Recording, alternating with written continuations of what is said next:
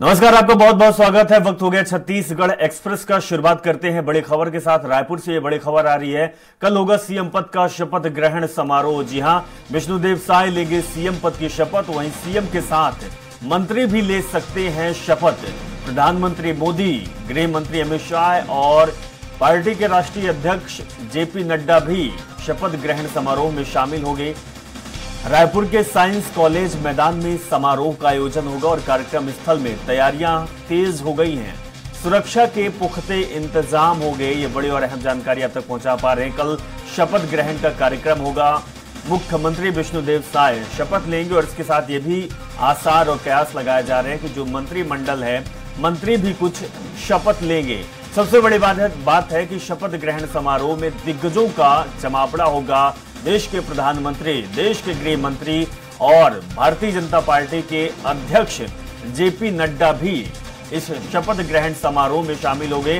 तो तैयारियां तेज हो गई हैं और इसके साथ ही सुरक्षा का पुख्ता इंतजाम भी किया गया है।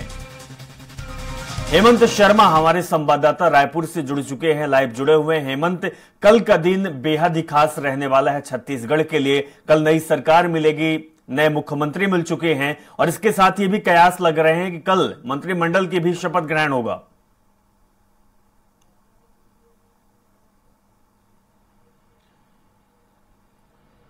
देखिए, निश्चित तौर पर अभिषेक, छत्तीसगढ़ के लिए कल का दिन काफी बड़ा होगा और खासतौर पर जो भाजपा के कार्यकर्ता हैं, जो भाजपा के नेता हैं, उनके लिए कल का दिन एकदम खास है। कल यानी 13 दिसंबर को दोपहर 2 बजे साइंस कॉलेज मैदान में शपथ ग्रहण होगा और तैयारियां वहां पर तेज कर दी गई है। सुरक्षा के जवान वहां पर मौजूद हैं और कल भी लगभग 1000 से ज्यादा जवानों की तैनाती रहेगी। कल छत्तीसगढ़ के नए मुख्यमंत्री विष्णुदेव साय शपथ लेंगे। वहां पर जानकारी मिल रही है, उसके मुताबिक प्रधानमंत्री नरेंद्र मोदी, गृह मंत्री अमित शाह, राष्ट्रीय अध्यक्ष जेपी नड्डा के अलावा जो अलग अलग राज्यों के मुख्यमंत्री हैं, बीजेपी शासित राज्यों के, वो यहां पर आएंगे। सबको निमंत्रण भेजा गया है। संभावना पहले जताई जा रही थी कि मुख्यमंत्री विष्णुदेव साय दिल्ली जाएंगे, दिल्ली जाकर वो निमंत्रण देंगे सभी नेताओं को, लेकिन व्यस्तता के चलते वो नहीं जा पाए। लेकिन अब समय यहाँ पर स्पष्ट हो चुका है कि दोपहर 2 बजे राजधानी के साइंस कॉलेज ग्राउंड में ये शपथ समारोह होगा। और देखिए, सभी को ये इंतजार है कि मुख्यमंत्री के साथ मंत्री भी क्या शपथ लेंगे।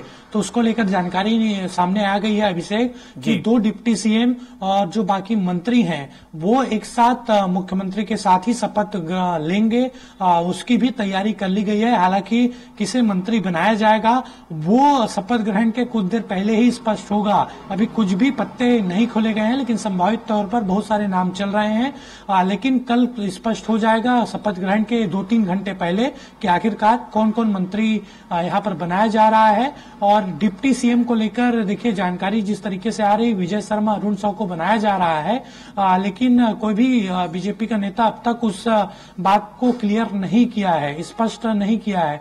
इसलिए संभावना है कि आज देर शाम तक वो भी क्लियर हो जाए। लेकिन इतना स्पष्ट है कि मुख्यमंत्री के साथ 2 डिप्टी सीएम और बाकी बचे जो मंत्री हैं वो शपथ लेंगे। बिल्कुल हेमंत, लेकिन कल जो प्रधानमंत्री का भाषण होगा वो भी बहुत खास होने वाला है क्योंकि प्रधानमंत्री ने चुनाव के वक्त उन्होंने कहा था कि अब शपथ ग्रहण समारोह के लिए आमंत्रण आपको भेजा है, वहीं पे मुलाकात होगी। तो कल वो दिन आ भी गया जब प्रधानमंत्री मुलाकात करेंगे प्रदेशवासियों से।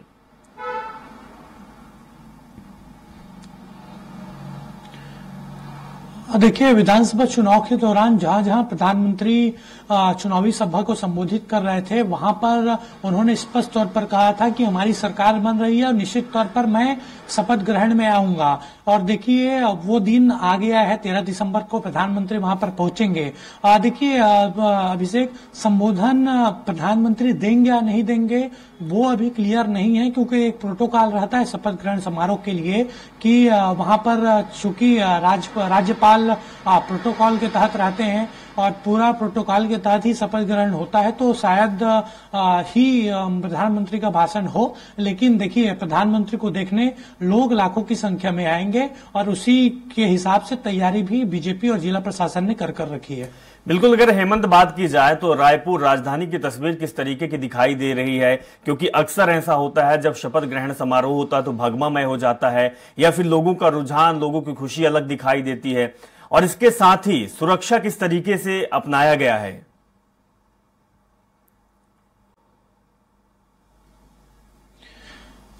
देखिए दीपक, अभिषेक, शपथ ग्रहण के जो समारोह है, जहां समारोह स्थल है, उसके आसपास लगभग 1000 जवानों की तैनाती रहेगी। इसके अलावा चूंकि प्रधानमंत्री आ रहे हैं, एक प्रोटोकॉल रहता है, सुरक्षा के घेरे में वो रहते हैं, तो बड़ी संख्या में और अतिरिक्त फोर्स बुलाया गया है ताकि किसी प्रकार की दिक्कत न हो। इसके अलावा पूरे शहर को भगवामय किया जाएगा। चुनाव के कुछ दिन बाद ही जगह जगह पर पोस्टर लगाए गए हैं कि राज तिलक की करो तैयारी, आ गए हैं भगवाधारी। जगह जगह पर पोस्टर लगाया गया है बीजेपी के द्वारा, और जहां पर कार्यक्रम होना है वहां पर भी इसी तरीके की व्यवस्था होगी। यानी कुल मिलाकर शपथ ग्रहण को एक ऐतिहासिक पल बनाने की कोशिश बीजेपी करेगी। चलिए, बहुत बहुत शुक्रिया हेमंत, तमाम जानकारी साझा करने के लिए। तो बड़ी और अहम जानकारी आप तक दे रहे थे हेमंत। हमारे साथ आप बने रहिए, अगली खबर में वापस आएंगे। अगली खबरों का रुख करेंगे रायपुर से ही खबर आ रही है। मंत्रिमंडल गठन की कवायद भी जारी है, सभी वर्ग के विधायक मंत्रिमंडल में शामिल हो गए, ये जानकारी आ रही है। उसके साथ ही अरुण साव और विजय शर्मा को दी जा सकती है डिप्टी सीएम की कमान। विधानसभा अध्यक्ष के तौर पर डॉक्टर रमन सिंह का नाम सबसे आगे चल रहा है, तो वहीं बृजमोहन अग्रवाल कर प्रोटेम स्पीकर बनाया जा सकता है। मंत्रिमंडल के लिए राम विचार नेताम विक्रम मुसेंडी, केदार कश्यप, दयाल दास बघेल और ओपी चौधरी, बृजमोहन अग्रवाल, अजय चंद्राकर, राजेश मूणत, लता उसेंडी, रेणुका सिंह, धर्मलाल कौशिक, अमर अग्रवाल और गोमती साय के नाम पर भी चर्चा तेज हो गई है। तो यह हम जानकारी आप तक पहुंचा पा रहे हैं क्योंकि रायपुर में कल शपथ ग्रहण समारोह होगा और जो नाम हमने आपको बताया है, इन नामों पर भी कल मंत्रिमंडल में मुहर लग सकती है। यानी कि सीएम के साथ 2 डिप्टी सीएम और कई मंत्री भी शपथ ले सकते हैं। तो हेमंत हमारे संवाददाता लगातार जुड़े हुए हैं रायपुर से। हेमंत, सबसे बड़ी बात है कि जो बड़े नाम है, दिग्गज नेता है, इनका नाम भी चल रहा है कि जिस वक्त सीएम शपथ लेंगे उस समय 2 डिप्टी सीएम और इसके साथ ही कई मंत्री भी शपथ ले सकते हैं।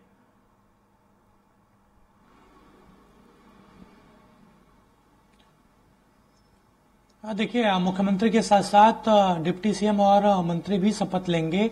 और देखिए, सबसे ज्यादा चुनौती बीजेपी को हो रही है मंत्रिमंडल के गठन और विस्तार के लिए, क्योंकि जिस तरीके से चुनाव में जो वरिष्ठ नेता हैं वो जीत कर आए हैं, कई 3-3 बार के विधायक हैं, अभिषेक, कई 4-4 बार के विधायक हैं, कई 8 बार के विधायक हैं। तो ऐसे नेताओं के बीच में सामंजस्य बैठाना काफी चुनौती भरा है बीजेपी के लिए। मुख्यमंत्री के नाम का ऐलान तो हो गया है, लेकिन मुख्यमंत्री के नाम के ऐलान से ज्यादा चुनौती बीजेपी को मंत्रिमंडल गठन में हो रही है। प्रमुख तौर पर अगर बात की जाए तो देखिए, चाहे वो बृजमोहन अग्रवाल की बात करें, राजेश मूणत की बात करें, चंद्राकर की बात करें, अमर अग्रवाल की बात करें, ये सभी नेता पहले मंत्री रह चुके हैं। कुछ इसमें चारों में से अमर अग्रवाल चुनाव जरूर हार गए थे 2018 के विधानसभा चुनाव में, लेकिन एक बार फिर से बिलासपुर से उन्हें जीत मिली है। तो ऐसे में कोशिश यहाँ पर भाजपा की यही है कि सामंजस्य बीच में बनाया जाए और ऐसे मंत्रियों को जगह दी जाए जिनकी परफॉर्मेंस बेहतर पहले भी रही हो। और इन 4-5 के नाम के अलावा आदिवासी समाज से भी, आदिवासी बेल्ट से भी 2-3 मंत्री बनाए जा सकते हैं। बिल्कुल हेमंत, तो क्या इस बार मंत्रिमंडल में जो है पुराने चेहरे के साथ नए चेहरे पर भी दाव लगाया जा सकता है? मतलब मंत्रिमंडल में नए चेहरे भी दिखाई देंगे, क्योंकि जैसे आपने बताया कि कुछ चेहरे हैं जो डॉक्टर रमन सिंह के सरकार में भी थे, हालांकि कुछ नाम अभी भी चल रहे हैं, लेकिन कुछ नया भी देखने को मिल सकता है। हेमंत,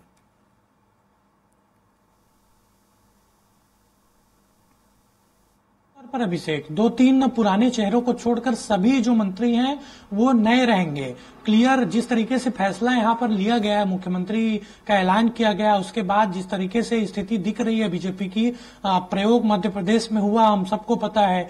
तो निश्चित तौर पर यहाँ जो मंत्रिमंडल का गठन होगा उसमें 4 ज्यादा से ज्यादा 4 पुराने चेहरे ही शामिल होंगे और बाकी जो नए हैं, चाहे वो रेणुका सिंह की बात हो, गोमती साय की बात हो, सभी मुख्यमंत्री पद की रेस में शामिल भी थे। तो ऐसे में इनको वहां पर फिट करना भी जरूरी है ताकि किसी प्रकार की स्थिति बिगड़े ना, और इसीलिए हमें 4 चेहरे के अलावा, पुराने चेहरे के अलावा बाकी जो नए मंत्री हैं वो दिखाई देंगे। हेमंत, अगर बात की जाए तो प्रोटेम स्पीकर में अग्रवाल जी का नाम आ रहा है, तो वहीं स्पीकर के लिए डॉक्टर रमन सिंह का भी नाम आ रहा है।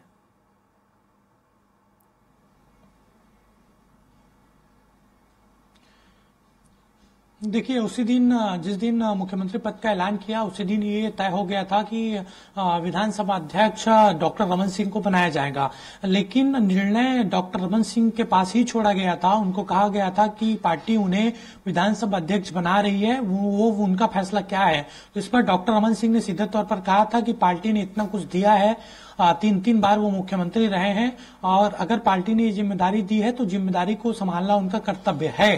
तो यानी ये क्लियर स्पष्ट हो चुका है कि विधानसभा अध्यक्ष डॉक्टर रमन सिंह होंगे।